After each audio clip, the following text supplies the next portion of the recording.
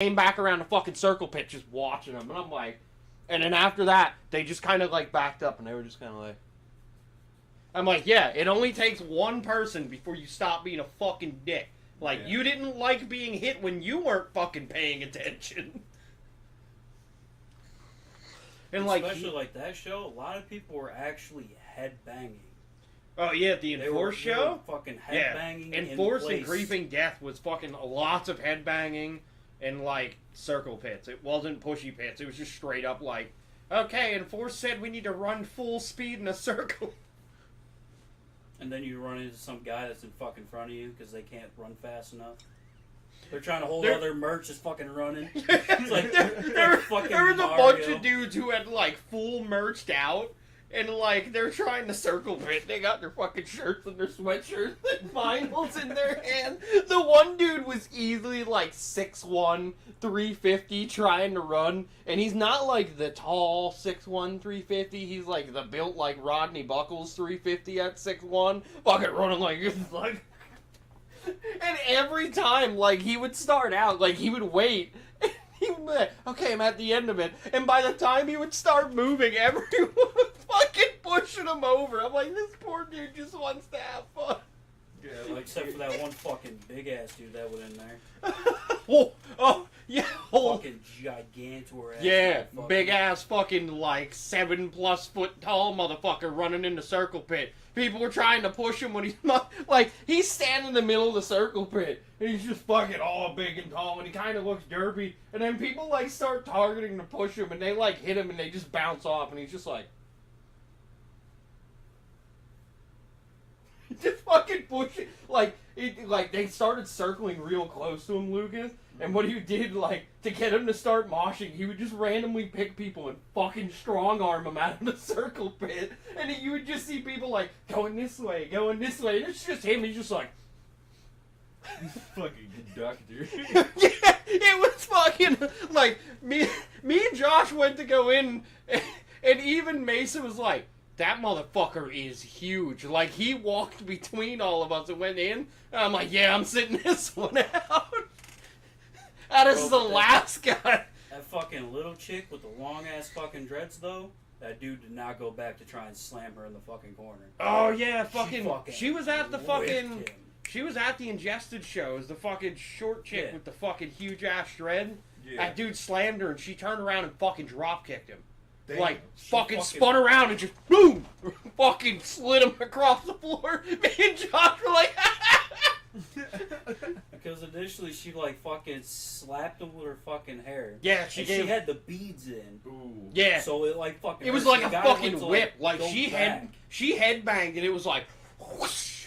And I was like, oh, that fucking hurt. And then he did it again. And she just said, yeah, no, fuck that. Boom! Yeah, like full on in platforms in her vest, like she wasn't ingested, like chest height airborne, fucking just boom!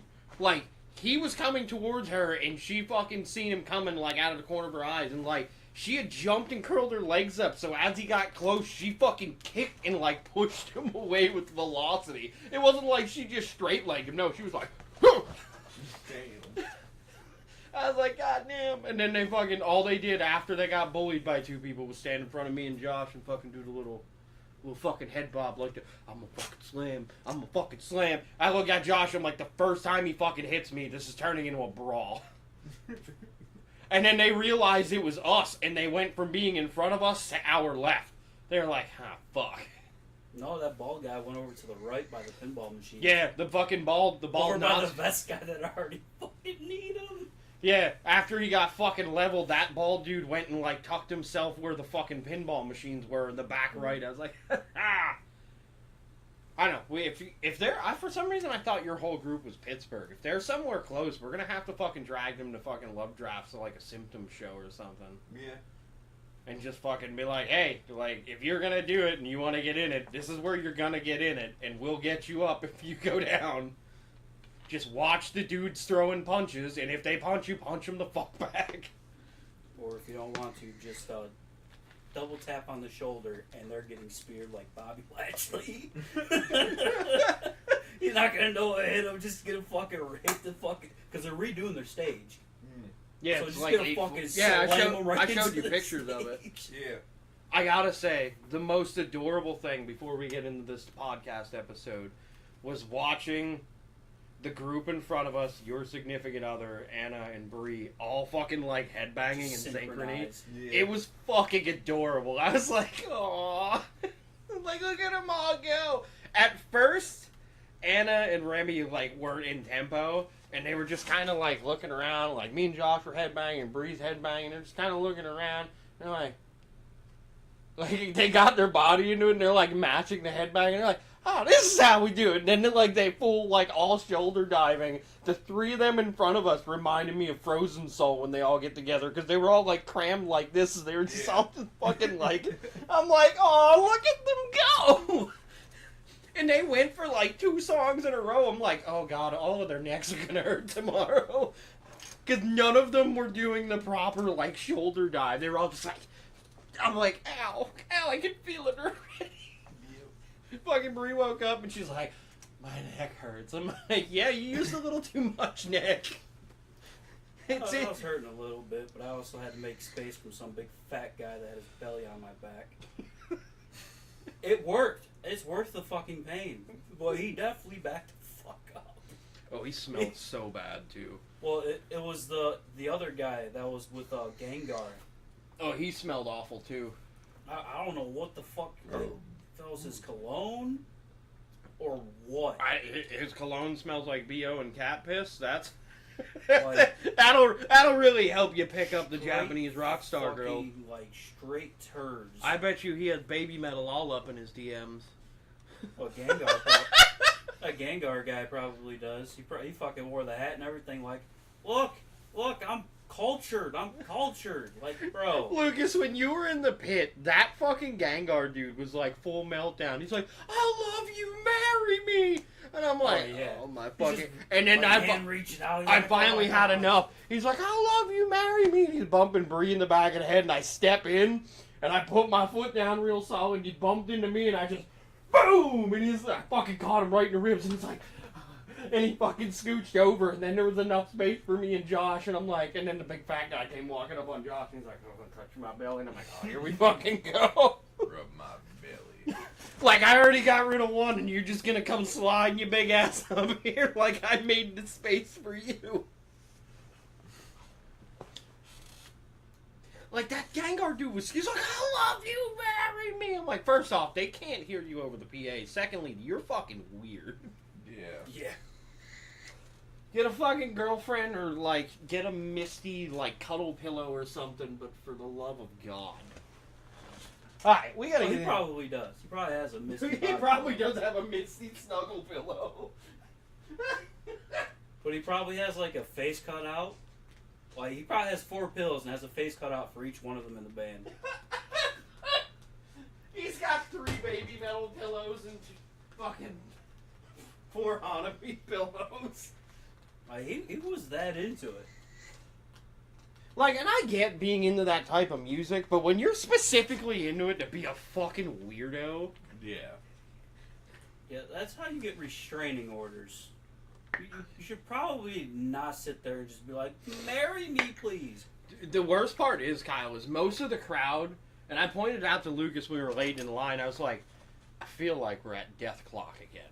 They were a bunch of old fucking sweaty dudes, gross looking, haven't washed their fucking hair, everyone's wearing a baby metal shirt, and Yeah. fucking they're showing up to this hardcore show, because that's what Hanabi is, J-core, and they show up to this hardcore show, and Hanabi does like 2 songs, and the lead singer stops between, and she's like, "Are you okay?"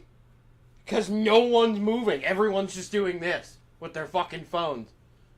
And the lead singer's like, "Are you okay?" And no one answers. And she's like, "Are you okay?" Like, dude, you should have seen, like, they were so afraid of everything going on. When they opened up for a wall of death, I'm pretty sure half of them climbed on top of each other to get closer to the stage. Yeah. Like, the wall of death opened up, and it was like the middle of the room emptied out, and everyone was just like, "Please don't hit me, big mean guy." with their fucking phones up. Like, yeah, we're in the wall of death and we're splitting up. And you know, when you see a wall of death at a show, and no matter where it is, we have always turned to watch it, even if we weren't in it. We're like, fucking wall of death. Like, every time, Creator, they did like 6 in a row. They fucking finished a song, he fucking split the room again. He finished a song, he split the fucking room again. He finished a song, he split the room. And every time we're like, oh shit, man, they hit real hard that time. Or like at August Burns Red when they split the room and it was like he parted the Red Seas from the front of the building to the back. Except some dumbass stayed in the middle of the fucking room. I'm Who talking. the fuck did that? I don't know. It was like fucking. But Christmas Burns Red, that wall of death that was fucking huge. crazy. That one fucking like we weren't even near the center pit and the wall pushed back to us. We were like, holy fuck. But here we are in this little church room with all these sweaty old guys who just want pictures for their fucking pervy memoir. Like, one of the dudes near us was, like, trying to take upskirt pictures. So I intentionally, like, kept pushing him to fuck his pictures up. Like, I'd be headbanging with Lucas, and I'd be doing this thing, Lucas. That's why I kept fucking throwing my arm, because every time I would, it would bump into his back. So he's like... I'm like, you get fucked. You're at my show, bitch. You want to take pictures? Baby Metal's still on tour. Let's say all of them had Baby Metal shirts. Then there's just us fucking oddballs out. I've been organized. I don't even think you had a Baby Metal shirt on. No, I had. You're wearing a Hatebreed hoodie. I was wearing a Hatebreed hoodie and a Gate Creeper. Yeah, he had because you said you were gonna wear your Gate Creeper, but you didn't. Yeah. So he wore like his Gate Creeper. Yeah, I was wearing a boarded. Yep, because you I wanted was to wear wearing your baseball. a Deathclaw hat. Here's us looking with our fucking fitty hats on, looking like a bunch of fucking slam dudes fucking standing in the crowd looking at everybody. Like, it's about to be fucking boring. Yeah. I mean, we had a good time. We had our own little pants. We did the Wall of Death. We fucking had, like, we definitely were more all in for fucking Fox Lake, but, Yeah. dude, they put on one of the best 25-minute sets I think I've ever seen. Like, they came out swinging. It was fucking awesome. I mean, Hanabi was still good, and I did a lot of headbanging, but I was like, Fox Lake's breakdowns are so fucking heavy live. Oh, yeah. Alright, before we get into this episode, if you've read the description and all that fun stuff, this is a disclaimer now. This episode is going to be gruesome. There's going to be talks of violence. We're going to be talking murder. And specifically murder of 2 young girls. If that is going to be a trigger for you... You can't say murder on YouTube or Twitch, you can get banned. Say unaliving. No, they still have You can, things of that. Yeah, You can't say you are going to, but you can Yeah. talk. we are talking of and talking about true crime and murder. And this story is wild. But if that's going to be a trigger for you, then this is definitely not your episode. Hit us up next week. We'll do something more fun. But this week we went a little dark. We went a little gruesome. And we're going to specifically talk about the Delphi murders. And I want to start with saying... I don't want to come off that I'm supporting the person they have arrested at this time, because if he did it, good, lock him up forever, give him a death penalty. Needs to be that way. But we're going to talk about some shit that even Lucas is like, bro, what the fuck is going on here? This case is wild. So if you haven't heard of Delphi murders, in this case, 2 teenage girls were murdered brutally in the winter by an undisclosed number of people, and the only bit of evidence that they were going off of was an unspent .40 caliber shell and a video that the cops superimposed that looks like you're looking at Minecraft Generation 1. How you can tell who the person is in the picture? It'd be like if I zoomed